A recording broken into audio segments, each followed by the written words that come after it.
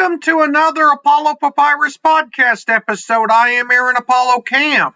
For this episode, my interview guest is the founder of Good Samaritan Home, a housing and mentoring program providing services to former prison inmates who completed their sentences. As an author, he is the author of the novel Running as Fast as I Can, An American Odyssey of Survival, Hope, and Forgiveness. His name is John David Graham, and my interview with John will follow the teleportation sound. John David Graham, welcome to the Apollo Papyrus podcast. I'm very glad to be here this morning. Feel free to introduce yourself to our listeners. Well, I'm the executive director of a nonprofit called Good Samaritan Home, and for the past 23 years, we've been helping men and women coming from prison to restart their lives. It's a housing program, but it's more of a mentoring program.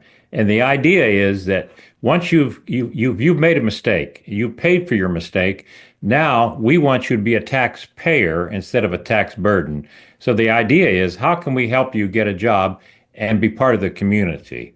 And since we started that program, we've helped nearly 2,500 men and women restart their lives. So what I'm here to talk about, where everybody I meet, is this idea of second chances, not just for men and women coming from prison, but in my own life, I took 8 career detours before I started Good Samaritan Home. So I believe deeply in second chances for all of us. Without spoiling too much of your book, Running as Fast as I Can, is it fiction or nonfiction, and what is it about? Yes and yes. The Good Samaritan Home is the actual living idea of second chances, but my novel is called Running as Fast as I Can, and it's a fictionalized story of a boy who grew up in a dysfunctional family, and he ran away from home in the middle of the turbulent 1960s, and he lived through all those issues growing up. It's a Forrest Gump type of story, where he went to San Francisco at the height of the drug craze, and he was at Kent State in the middle of the conflict there where students were shot. He was in the racial riots, and the whole time he was wandering the country looking for a family that he could create that would be what he had never had. And it's a coming of age story, but also it's a second chance story that some of us, because of birth or circumstance, feel like we're so far behind in the race that we can never catch up to what we call normal people. And so Daniel, it's also a love story where he does eventually find the love, and he finds the forgiveness and the family he wants. But like everything in life, there's always a yes, but. And life has a way of coming in and giving us a curveball. So it's a very intense emotional story, but it's also based on not my life, but many things in my life and many things in the lives of the people I deal with every day. And the reviews coming back, people are saying, the readers are saying, they felt Daniel's journey. They lived Daniel's journey. They felt like it was a real story. In fact, one lady said, I thought it was a biography until I got halfway through and realized it was only fiction, which made it even more intense. So it's a second chance story is what it is. Running as Fast as I Can has been called everyone's story. Why is that? Well, the idea is that there's Richard Nixon started this idea of the silent majority, and in the latest election, the voters said, "What about the common people? What about us? What about our needs?" And I think that's a universal theme, that so many stories are about faraway places that I can't identify with.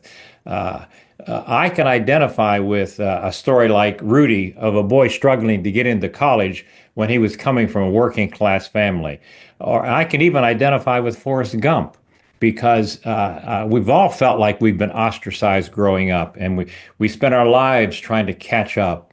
So I think average people can identify with Daniel Robinson, the main character. And the reviews coming back have shown that, because We've gotten 25 awards, including the Story Trade Debut Book of the Year for this novel because I think it's very, very real. And most important, it's very readable.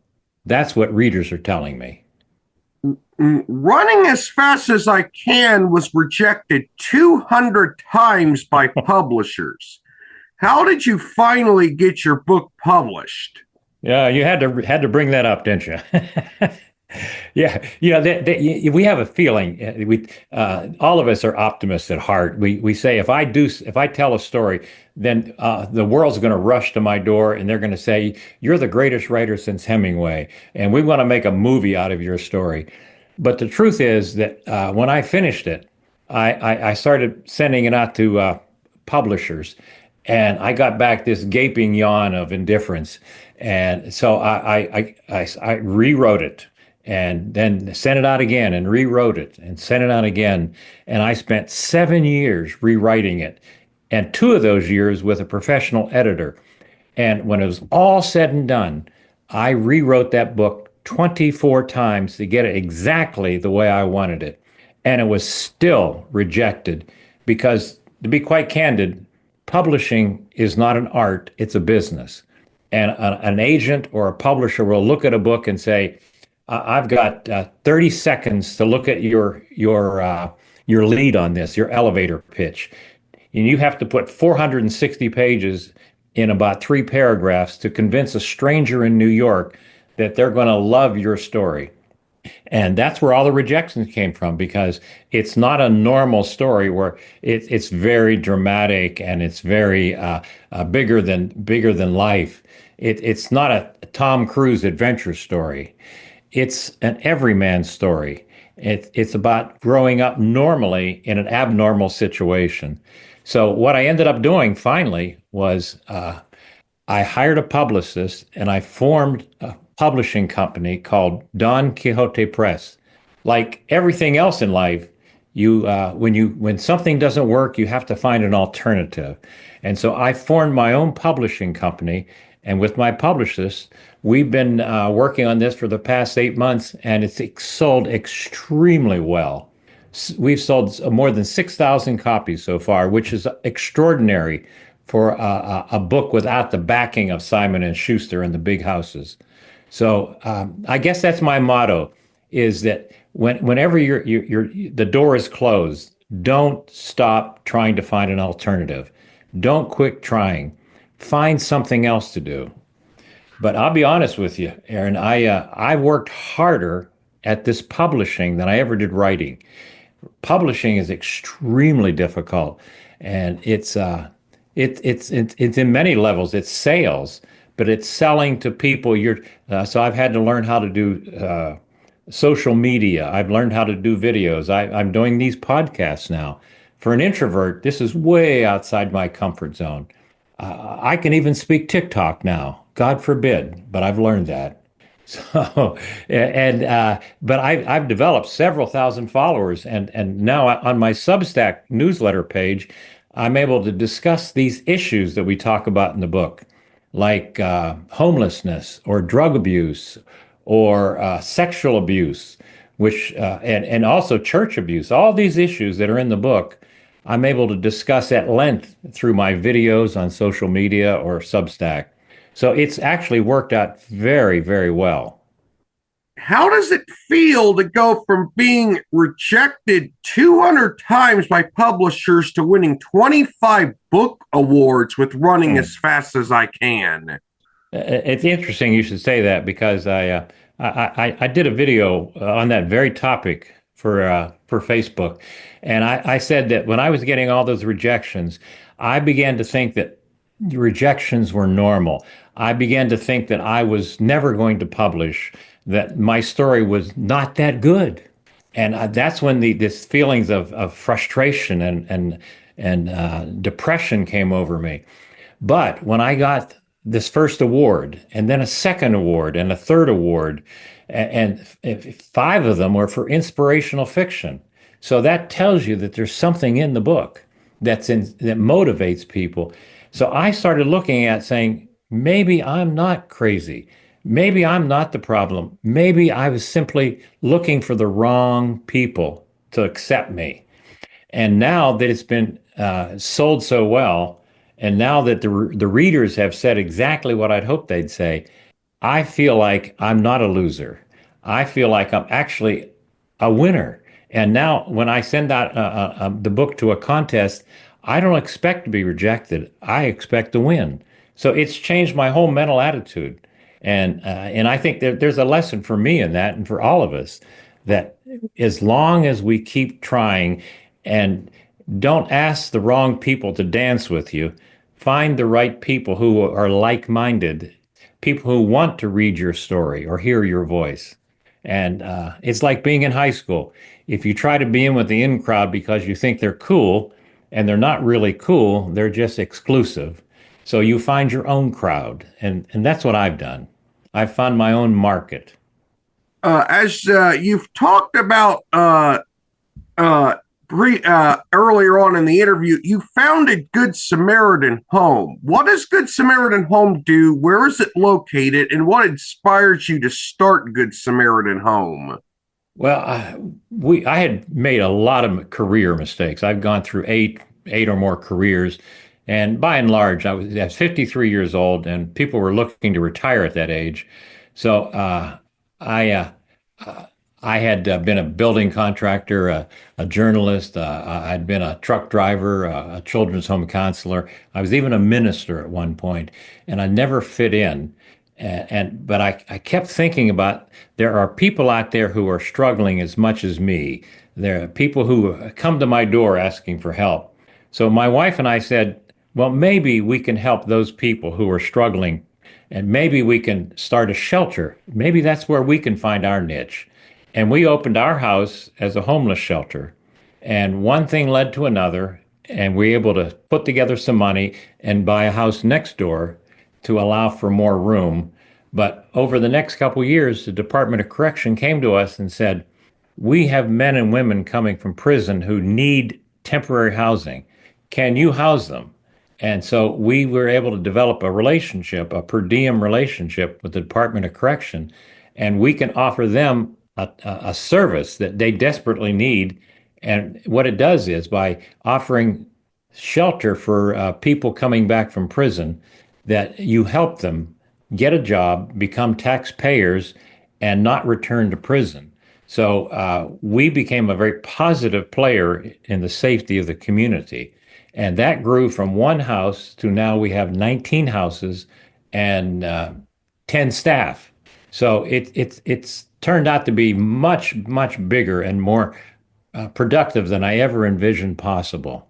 And that's simply because we took one small step and said, let's at least try to do something. And we did. We've housed nearly 2,500 men and women in our, it's in the Western Ohio, Dayton region. And the reason for that is I was in Ohio, and Ohio is unusually progressive in a way it looks at reentry, because it costs upwards of $90 a day to put somebody in prison.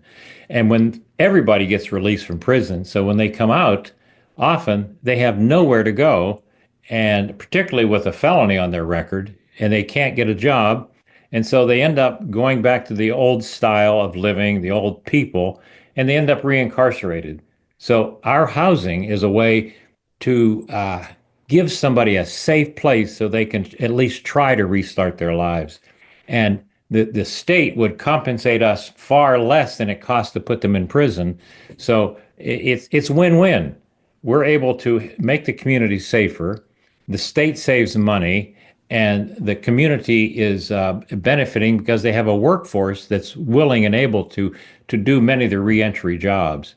So by and large, we've helped about 2,500 men and women, and so I'll give you a good example. We had one fellow who was 67 years old, and he was living on the street, and he was in his truck without gas, so it wouldn't move, and it was freezing in January, and he was nearly dead when they found him.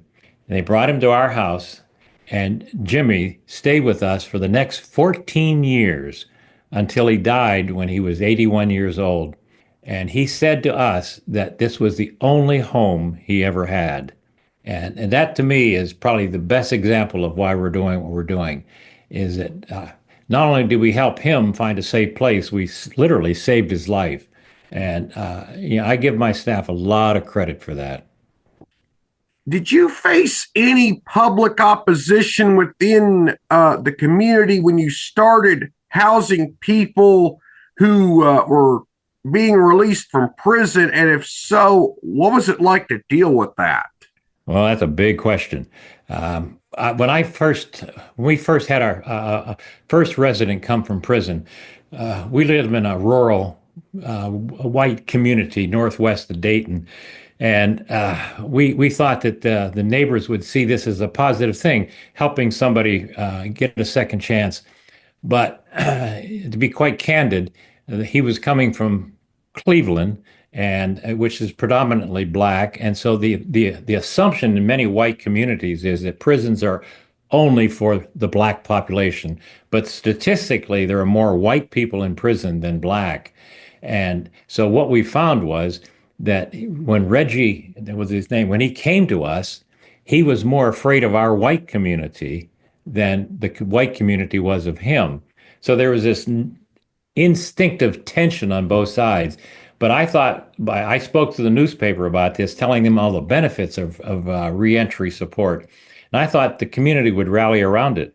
But what happened immediately was petitions, and then there were letters to the city council. There were council meetings. There were ordinances passed.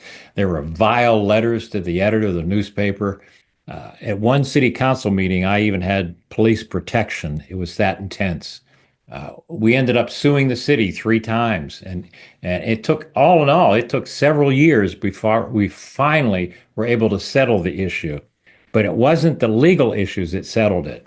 What really helped the community was that we spent our main focus was to make our house safe and make our residents a positive part of the community. And the best example of that was when winter came, I made sure that we not only cleaned our sidewalks, but we cleaned every sidewalk on the block. So we would help our neighbors without saying a word. And over time, it took many years, but today the same people who used to wave at us with one finger, if you know what I mean, now wave at us with all their fingers. And that's not because of what we convinced them with data, but it was by being a good, safe neighbor. What I found is some of the best sermons I ever preach is when I say nothing, just grab a snowplow. So does that make sense? One final question. What is your best advice for someone who wants to start over late in their career? I have a slogan that I've come to live by, is that we look around and we think that life is a sprint. And so you have to get all A's in high school. You go to best colleges. You get a well-paying job when you're 20, 22 years old, and you have your first million by your time you're 30. But there are most of us who grow up, we don't know where the start of the race is even. We're at best, we're just getting by in high school and college. So I like to think of life as not a sprint where you run fast, but it's a marathon where you run continually. You keep running, you keep trying, and you fall down, and you get up and you start over, but you keep running. And in my case, I fell 8 times, wrong decisions, wrong directions, but always, always, always get up and try again. So I would say if you want to write a book, then just start writing. And like I did, I wrote for 40 years in my notes before I actually started doing the actual manuscript. And I'm 76 years old. And every day I still keep trying something new, like today with you. This podcast is a whole new technological adventure for me, but it's about never quit trying. I like to think of myself as a very curious person, so I'm always willing to try something new if it'll help me do something better. John, thank you for appearing on the Apollo Papyrus podcast. You were an amazing guest. Well, I appreciate that, Aaron. Thank you. And if I may give a little paid political announcement here, if anyone is interested in reading the story of Second Chances, it's running as fast as I can and it's on Amazon. And for those who are fiscally prudent, you can even download several free chapters to get a look at it. So we all can afford the free chapters. There are tons of stories of authors who get rejected many times over and find great success once their works are accepted, and it was amazing to interview John about his own journey as an author.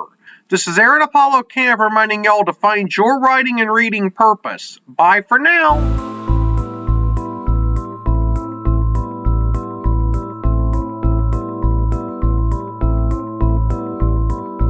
Copyright 2024, Aaron Apollo Camp, all rights reserved. This podcast episode is intended for the private listening of our audience. Any reuse or retransmission of this episode without the express written consent of the podcast host is prohibited, except under fair use guidelines. Royalty-free music and sound effects obtained from https://www.zapsplat.com.